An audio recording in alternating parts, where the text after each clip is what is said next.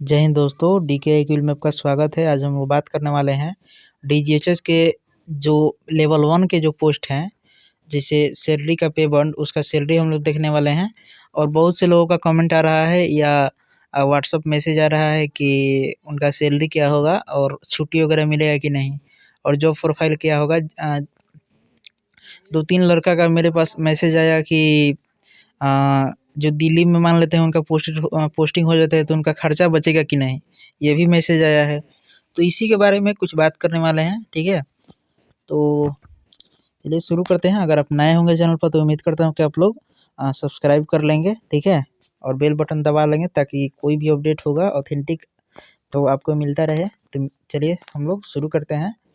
अब बात करते हैं कि DGHS का जो अभी HMTS सैनिटेशन का जो सैलरी है क्या रहेगा। तो ये आपको पता होना चाहिए कि आपका जो मेल आया होगा उसमें स्पष्ट लिखा होगा कि 18,000 से 56,900 आपको स्पष्ट लिखा होगा, ठीक है। तो ये क्या है 18,000 से 56,900, ये आपका पे स्केल है, ठीक है। पे स्केल ये कौन सा लेवल में आता है, तो ये लेवल 1 में आता है, ठीक है। ये लेवल 1 में आता है। आपको जो मेल प्राप्त हुआ होगा अभी HMTS का ही आया है सैनिटेशन वाला, क्योंकि उनका जो रिजल्ट था वो पहले ही आ चुका था, फर्स्ट राउंड में आ चुका था। ये रिजल्ट आया है कितने राउंड में, 3 राउंड में आया है। एक बार 18 पोस्ट का आया है रिजल्ट, एक बार 63 टोटल हुआ 63, फिर लास्ट में फील्ड वर्कर का आया है। तो जैसे जैसे रिजल्ट आया उसी तरह आपको मेल भी आएंगे, ठीक है। तो फील्ड वर्कर का थोड़ा सा लास्ट में आएगा मेल, तो उसमें भी सेम लिखा रहेगा for the appointment of field worker post और पे लेवल इतना 18,000 लेवल 1 18,000 से 56,900 ऐसा ही लिखा रहेगा। तो आपका जो पे लेवल क्या रहने वाला है 18,000। इसका एक ग्रेड पे कितना होता है तो 1800 होता है। लेवल 1 का जो ग्रेड पे होता है सबसे मिनिमम जो सैलरी होता है गवर्नमेंट जॉब में आपका 1800 होता है। तो बात करते हैं सैलरी कितना मिलता है। तो ये देखिए ये डिपार्टमेंट पर डिपेंड करता है। बहुत से डिपार्टमेंट में मान लेते हैं कोई थोड़ा सा रिक्स, अगर रिक्स वाला थोड़ा सा काम होता होगा, हेल्थ से रिलेटेड है तो कहीं कहीं रिक्स वाला भी काम है, ठीक है, केमिकल वगैरह ये सब का, तो आपको रिक्स अलाउंस भी मिलेगा। तो जब रिक्स अलाउंस जहाँ पे मिलता है वहाँ पे आपका सैलरी ऑटोमेटिक ज़्यादा हो जाएगा, ठीक है। फिलहाल अभी का जो सिनेरियो चल रहा है उसके बारे में हम लोग बात कर लेते हैं कि अगर लेवल 1 का आपका अगर पोस्ट है, कोई भी पोस्ट हो जिसमें लेवल 1 लिखा होगा नोटिफिकेशन में आपका पोस्ट के अकॉर्डिंग, तो उसका सैलरी क्या होगा और छुट्टी मिलेगा कि नहीं। तो देखिए लेवल 1 का जो सैलरी होगा, लेवल 1 का जो सैलरी होगा 18,000 का, ये बेसिक ही हो गया, ठीक है। अब इस पे आपको DA मिलेगा, ये 18,000 का ही DA मिलेगा आपको। तो ये जो DA मिलेगा कितना मिलेगा, तो अभी का जो सिनेरियो चल रहा है 46% चल रहा है 46%। ये हालांकि 50% बहुत जल्द होने वाला है, 1-2 माह में ज़रूर हो जाएगा 50%। तो अभी 46% इसका निकालिएगा तो आप पाइएगा कि लगभग 8500-8600 के आसपास ये बन जाएगा, ठीक है। 85-86 से नहीं, 18 चौका 72, 720 रुपया घटा लीजिए 9,000 में, तो यानी 8280 रुपया आपका DA हो गया, 8280 रुपया, ठीक है, DA हो गया। अब इसमें मिलता है क्या आपको, HRA मिलता है। तो HRA अब डिपेंड करता है कि आपका किस सिटी में है। तो अगर X सिटी में होंगे, Y सिटी में होंगे, Z सिटी में होंगे, तो X सिटी में होंगे तो आपको कितना मिलेगा, 5400 रुपया मिलेगा, ठीक है, HRA। अगर Y सिटी में होंगे तो आपको 2700 रुपया मिलेगा। अगर Z सिटी में होंगे तो कितना मिलेगा, तो 1800 रुपया मिलेगा। तो अब देखिए अब ये भी बात हो जाता है कहीं कहीं हॉस्पिटल अगर हो सकता है कि वो रूम अगर रूम अच्छा होगा और रूम अवेलेबल होगा तो रूम मिल सकता है आपको, क्वार्टर मिल सकता है, गवर्नमेंट क्वार्टर होते हैं। तो अगर मिल जाएगा तो फिर ये आपका नहीं मिलेगा, ये HRA। हालांकि जो गवर्नमेंट क्वार्टर होता है उसमें 2 रूम वगैरह ये सब बहुत अच्छा फैसिलिटी होता है। गवर्नमेंट क्वार्टर में 2 रूम कम से कम तो मिलबे करेगा आपको। अगर आप HRA लेते हैं तो आपको रूम लेकर रहना पड़ेगा, ठीक है, अपने आसपास।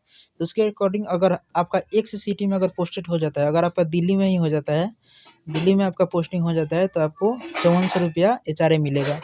अगर कोई वाई सिटी, आप लोग सर्च कर सकते हैं कि X सिटी में कौन सा आता है, वाई सिटी में कौन सा आता है, Z सिटी में कौन सा आता है।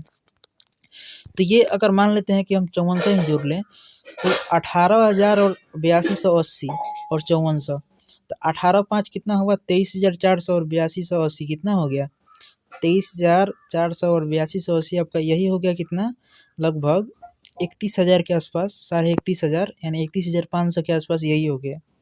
फिर इसमें एक आपको मिलेगा TPT अलाउंस भी मिलता है, ठीक है। गवर्नमेंट सर्वेंट को टीपीटी अलाउंस भी ये सब मिलता है। तो ये 31,000 प्लस तो हो ही गया। फिर आपको टीपीटी अलाउंस मिलेगा, फिर टीपीटी पर आपको कुछ परसेंटेज मिलेगा, ठीक है।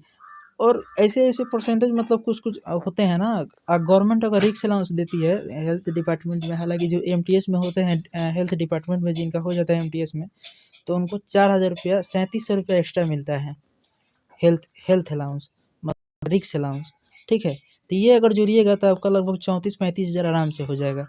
तो आपका जो एचएमटीएस हो या फील्ड वर्कर हो, तो ये भी थोड़ा-सा रिस्क वाला काम है। फील्ड वर्कर भी केमिकल वगैरह फील्ड में वर्क करना हो सकता है।